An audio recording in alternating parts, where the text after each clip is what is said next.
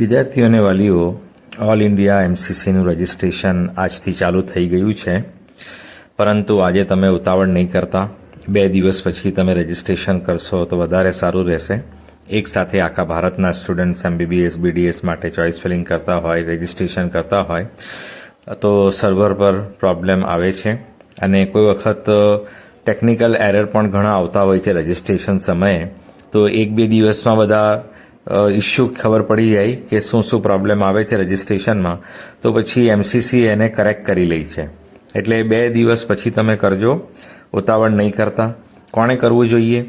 એક તો એ સ્ટુડન્ટ જે ગુજરાતના ડોમિસાઇલ નથી, એટલે આખા ભારતના સ્ટુડન્ટ આમાં કરી શકે છે.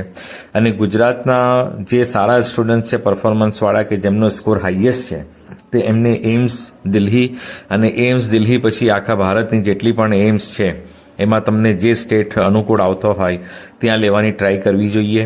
મેટ્રો સિટી મુંબઈ હોય, ચેન્નાઈ હોય, પુણે હોય કે પછી દિલ્હી હોય, કે એવી ઘણી મોટી મોટી સિટીઓમાં સારી મેડિકલ કોલેજો છે ગવર્મેન્ટની, ત્યાં લેવાની ટ્રાય કરવી જોઈએ. અને હું આગળ કહી ચૂક્યો છું, ગયા વર્ષે 50 લિસ્ટ આવી હતી, ટોપ 50 ઓલ ઇન્ડિયામાં આખા ભારતની ટોપ 50 કોલેજીસની લિસ્ટ આવી હતી. એમાં બીજે મેડિકલ કોલેજનું પણ નામ નહીં હતું. ગુજરાતની ટોપ 50માં બીજે મેડિકલ કોલેજ પણ નહીં હતી. એટલે બીજે મેડિકલ કોલેજથી સારી કોલેજો તમને મળતી હોય તો ત્યાં તમારે અવશ્ય જવું જોઈએ. ઓલ ઇન્ડિયા કોટાથી એડમિશન લેવું જોઈએ. એટલે જેનો પણ સ્કોર સારો છે, એ ઓપનથી આવતો હોય, ઓબીસી, એસસી, એસટી, ઈડબ્લ્યુએસથી આવતો હોય, બધાએ ઓલ ઇન્ડિયામાં સૌથી પહેલાં ટ્રાય કરવાની છે, સારી કોલેજો ફિલ કરવાની છે. અને ગુજરાતની જ્યારે ચોઇસ ફિલિંગ આવે તો અહીંયા પણ તમે કરી રાખજો. પછી તમને જેમાંથી બેમાંથી જે સારું મળતું હોય એ તમે લઈ શકો છો. પણ ઓલ ઇન્ડિયાનું રજિસ્ટ્રેશન કરીને ત્યાં પહેલે ટ્રાય કરજો અને ગુજરાતની ચોઇસ ફિલિંગ કરી રાખજો. ઓલ ઇન્ડિયામાં સારી કોલેજ મળી જાય તો ગુજરાતની કોલેજ કન્ફર્મ નહીં કરવાની, અને ઓલ ઇન્ડિયામાં ના મળે તો ગુજરાતમાં કોઈ સારી કોલેજ મળતી હોય તો એને કન્ફર્મ કરી લેવાની. પછી ઓલ ઇન્ડિયાના સેકન્ડ રાઉન્ડમાં ફરી તમે ટ્રાય કરી શકો, જો આનાથી પણ સારી કોલેજ તમને જોઈતી હોય તો. જો વખતો વખત હું તમને માહિતી આપીશ. હાલમાં એટલું જ છે કે રજિસ્ટ્રેશન ચાલુ થયું છે, પણ તમારે તાત્કાલિક કરવાનું નથી, તમારે વેઇટ કરવાનું છે.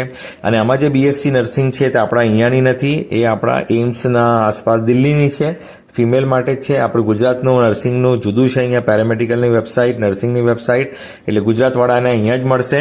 અને આ જે બીએસસી નર્સિંગ છે એમાં પણ હાઈએસ્ટ સ્કોર જોઈએ છે. આપણા અહીંયા એમબીબીએસનો જે સ્કોર હોય ને એટલા જ આ બીએસસી નર્સિંગમાં જોઈએ છે. એટલે તમે બીએસસી નર્સિંગમાં ગૂંચવાશો નહીં. આપણું ગુજરાતનું અલગ છે ને ઓલ ઇન્ડિયાનું જુદું છે. અહીંયા ફક્ત તમે એમબીબીએસ બીડીએસ માટે ઓલ ઇન્ડિયા ગવર્મેન્ટ કોટા માટે આખા ભારતની ગવર્મેન્ટ કોલેજો માટે એપ્લાય કરી શકો છો. ડેન્ટલની આખા ભારતની ગવર્મેન્ટ કોલેજો માટે એપ્લાય કરી શકો છો. અને જેમનો સ્કોર ઓછો છે અને કરોડપતિ છે એ લોકો ડીમ યુનિવર્સિટીમાં એપ્લાય કરી શકે છે. ડીમ યુનિવર્સિટીમાં આપણી એક સુમનદીપ પણ છે વડોદરામાં, જૈન માઇનોરિટી છે, એ પણ તમે ઓલ ઇન્ડિયાથી લઈ શકો છો. એમાં એમબીબીએસ બીડીએસ બંને છે, એ તમે ત્યાંથી લઈ શકો છો. જે ગુજરાતના ડોમિસાઇલ નથી અથવા તો ઓછો સ્કોર છે તો આમાં ટ્રાય કરી શકે છે. એમબીબીએસ બીડીએસ બંને માટે ગુજરાતમાં આપણી એક જ ડીમ યુનિવર્સિટી છે, સુમનદીપ વડોદરામાં, જૈન માઇનોરિટી. તો બધાને વિનંતી છે, આ ચેનલને સબસ્ક્રાઇબ કરી રાખો, લાઇક કરો, શેર કરો, બધાને માહિતી આપો. અને જો રજિસ્ટ્રેશનમાં ઉતાવળ કરતા નહીં, ફરી કહું છું, રજિસ્ટ્રેશનમાં ઉતાવળ કરતા નહીં, 2 દિવસ પછી કરજો, બધું નોર્મલ થઈ જાય, ઇઝી થઈ જાય પછી કરજો. હજુ ઇન્ફોર્મેશન બુલેટિન પણ નથી આવ્યું, પણ આ લોકોએ રજિસ્ટ્રેશન ચાલુ કરી દીધું છે. એકચ્યુઅલ દર વર્ષે પહેલે ઇન્ફોર્મેશન બુલેટિન આવે, સ્ટુડન્ટ્સ બધું વાંચી લે અને પછી રજિસ્ટ્રેશન કરતા હોય છે. પણ આ લોકોએ રજિસ્ટ્રેશન વિન્ડો ઓપન કરી દીધી છે એમસીસીએ, અને હજુ સુધી ઇન્ફોર્મેશન બુલેટિન, બુકલેટ, માહિતી પત્રિકા બહાર નથી પાડી. તો આ વિડીયો તમે જોઈ લીધો હશે, પણ 2 દિવસ તમારે રાહ જોવાની છે.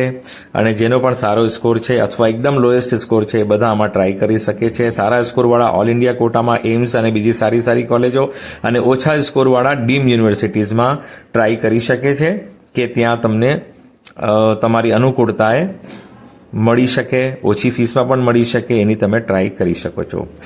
Thank you so much for listening, liking and subscribing.